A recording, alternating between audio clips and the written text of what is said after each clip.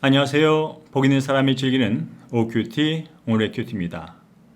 오늘 함께 묵상할 말씀은 에스겔서 37장 15절에서 28절까지의 말씀입니다.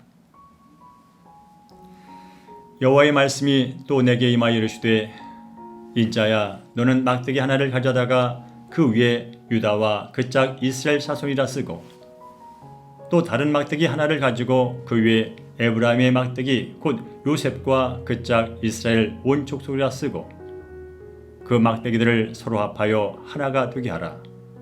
네 손에서 둘이 하나가 되리라. 네 민족이 내게 말하 이르기를 이것이 무슨 뜻인지 우리에게 말하지 아니하겠느냐 하거든.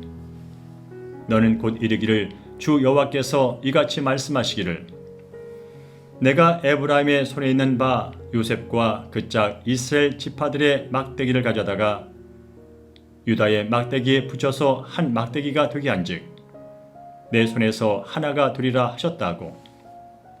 너는 그 글쓴 막대기들을 무리의 눈앞에서 손에 잡고 그들에게 이르기를 주 여호와께서 이같이 말씀하시기를 내가 이스라엘 자손을 잡혀간 여러 나라에서 인도하며 그 사방에서 모아서 그 고국 땅으로 돌아가게 하고 그 땅 이스라엘 모든 산에서 그들이 한 나라를 이루어서 한 임금이 모두 다스리게 하리니 그들이 다시는 두 민족이 되지 아니하며 두 나라로 나누이지 아니할지라.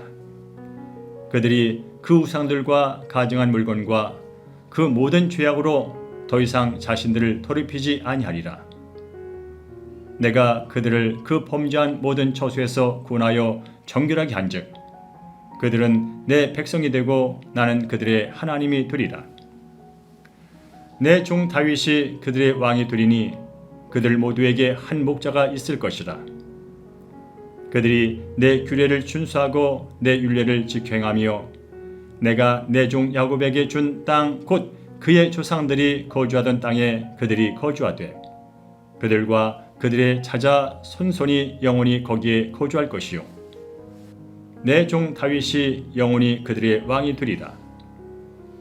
내가 그들과 화평의 언약을 세워서 영원한 언약이 되게 하고 또 그들을 견고하고 번성하게 하며 내 성소를 그 가운데에 세워서 영원히 이르게 하리니 내 저소가 그들 가운데 있을 것이며 나는 그들의 하나님이 되고 그들은 내 백성이 되리라.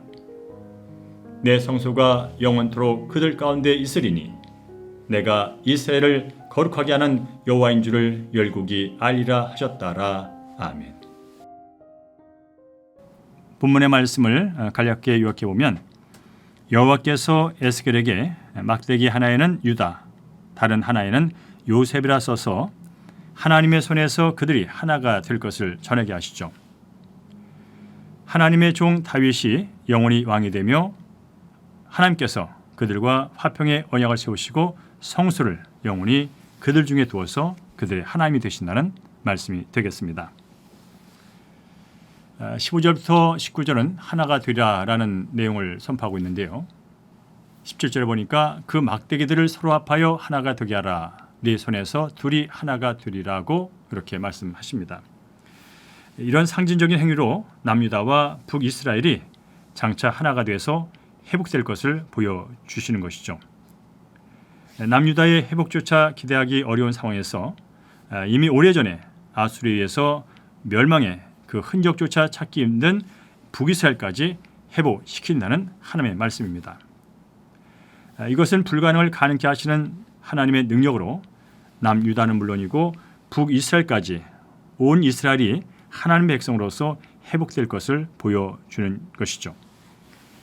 에스겔의 손 안에는 두 막대기가 하나 되었듯이 하나님의 말씀과 공동체 안에 있을 때 반복하던 사람들이 주의 능력으로 서로 하나가 되는 것을 볼 수가 있습니다. 이러한 하나됨이 그리스도의 한 몸인 각 교회와 또 한국교회도 임하기를 간절히 소망해 봅니다. 20절부터 25절까지는 말씀 안에서 하나님의 백성이 되는 얘기를 나누고 있는데요. 하나님은 하나된 이스라엘을 한 왕이 통치할 거라고 선포하고 있습니다. 하나님께서 이루신 한 임금이 다스리는 나라는 통일된 이스라엘 왕국뿐 아니라 다윗으로 상징되는 왕, 바로 메시아가 다스리는 왕국을 말하죠. 이 예언은 예수 그리스도께서 하나님과 인간 사이에 영원한 화목을 이루심으로 성취가 됐습니다.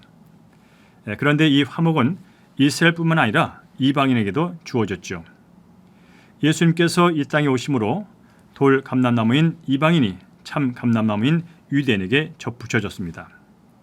이로써 육체적인 몰래자도 영적인 할례를 받게 돼서 둘이 하나로 연합하게 되는 것이죠. 이처럼 성령의 하나됨은 오직 만왕의 왕 되신 예수 그리스도를 통해서 되는 것을 우리가 알 수가 있습니다. 따라서 우리는 항상 교회 공동체에 모일 때마다 예수 안에서 한 몸이지 하나지라는 생각을 가질 뿐 아니라 성령께서 하나됨으로 이끄실 때 그것을 우리가 바로 이해하고 따라가는 삶을 살아가야 될 줄로 믿습니다. 24절에서 28절까지 말씀은 이제 하나님의 임재 안에서 하나 되는 것에 대한 말씀을 하고 있는데요. 특별히 26절을 제가 한번 읽어보겠습니다. 내가 그들과 화평의 언약을 세워서 영원한 언약이 되게 하고 또 그들을 견고하고 번성하게 하며 내 성소를 그들 가운데 세워서 영원히 이르게 하리니 라고 말씀합니다. 하나님이 장차 회복시켜 줄 나라는 1차적으로는 이스라엘을 의미하지만 더 나아가서는 다윗으로 상징되는 예수 그리스도께서 다스리는 모든 성도와 교회를 가르칩니다. 하나님의 나라는 그리스도께서 홀로 영원히 다스리시는 의의 나라입니다.